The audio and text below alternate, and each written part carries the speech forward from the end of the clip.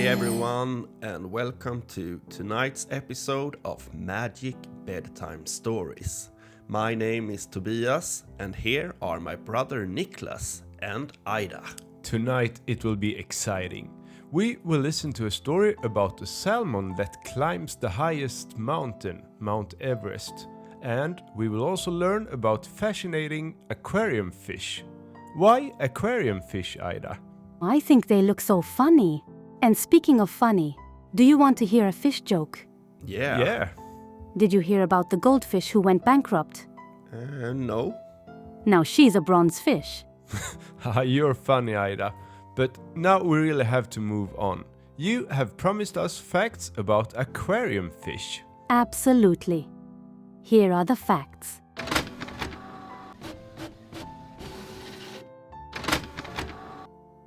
Thanks, Aida. And here is today's facts about aquarium fish. Aquarium fish are like swimming rainbows. They come in all sorts of bright colors: red, blue, yellow, and sometimes even striped. It's like having a living painting in your room.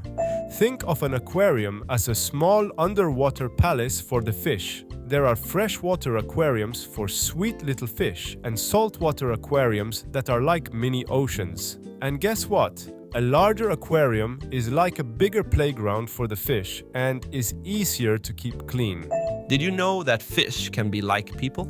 Some fish love to be in a large group and swim together, while others prefer to be by themselves.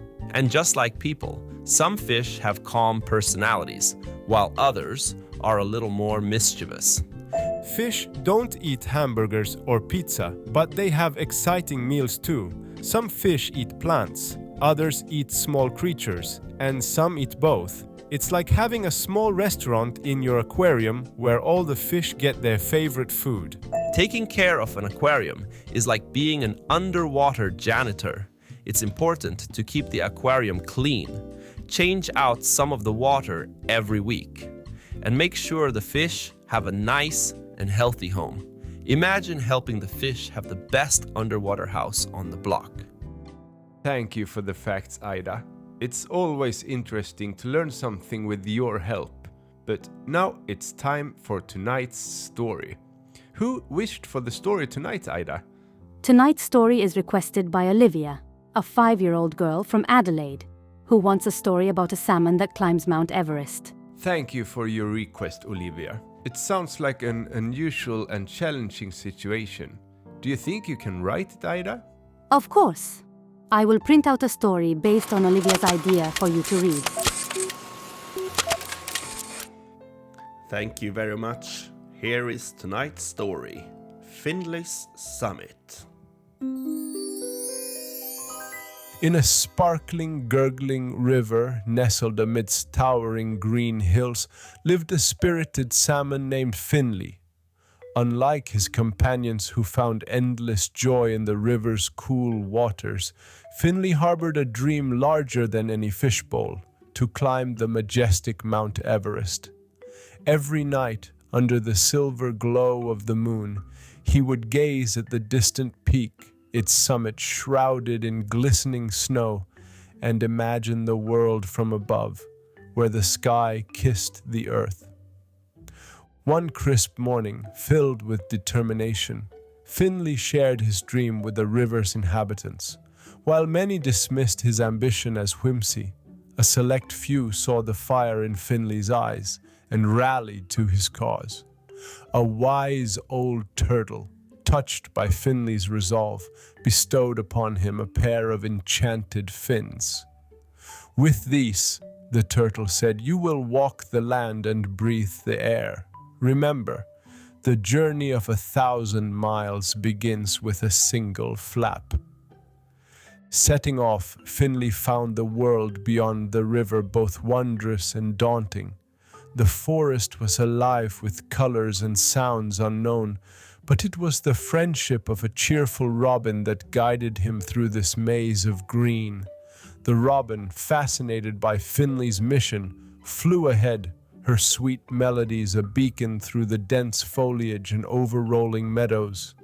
As the terrain grew rugged and the air thin, Finley's resolve was put to the test. The icy fingers of the mountain's base were a stark contrast to the warm currents of his home.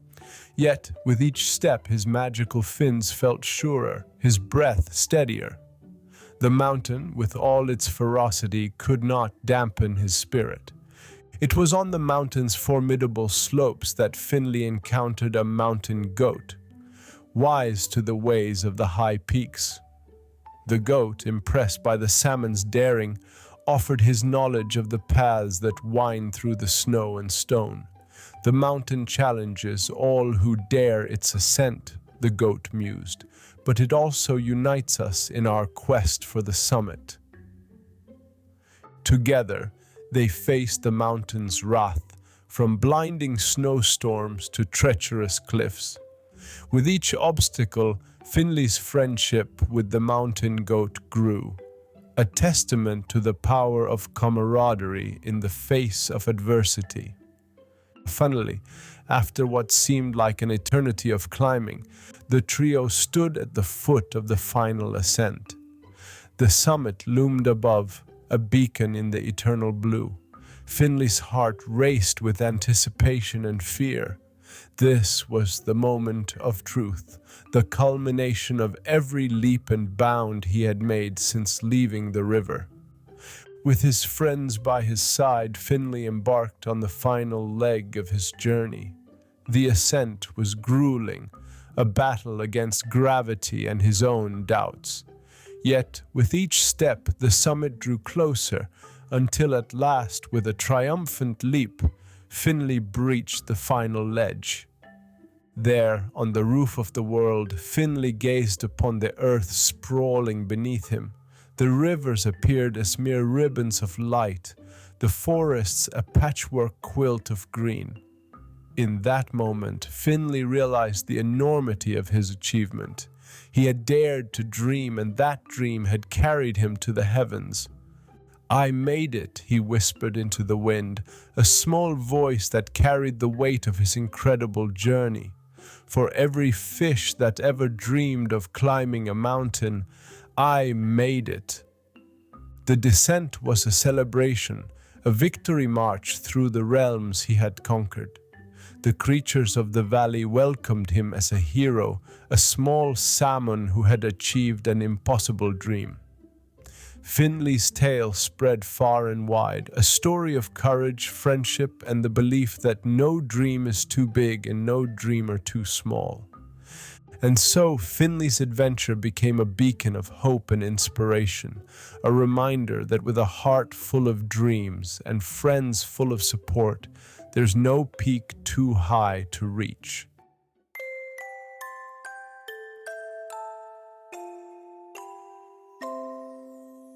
That was the story for tonight. I hope you all enjoyed it. Thank you and good night. Sleep well and dream sweetly of salmon climbing mountains. Good night.